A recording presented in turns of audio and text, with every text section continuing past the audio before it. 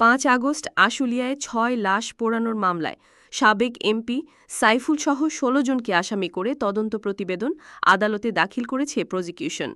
বিচারপতি নজরুল ইসলাম চৌধুরী নেতৃত্বাধীন ট্রাইব্যুনাল ২-এ কিছুক্ষণের মধ্যেই মামলার শুনানি শুরু হওয়ার কথা।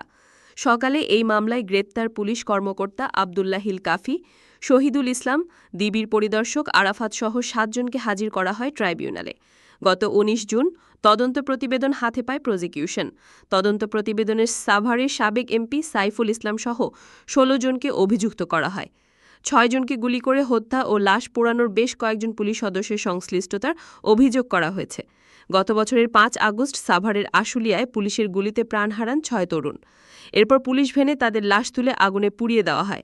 এ ঘটনায় ১১ সেপ্টেম্বর মানবতাবিরোধী অপরাধের অভিযোগ এনে আন্তর্জাতিক অপরাধ ট্রাইব্যুনালে মামলা করা হয়। এদিকে ট্রাইব্যুনালে আজ গণ অভ্যুত্থানের মুখে ক্ষমতাচ্যুত প্রধানমন্ত্রী শেখ হাসিনার বিরুদ্ধে করা আদালত অবমাননার মামলার শুনানিও হওয়ার কথা।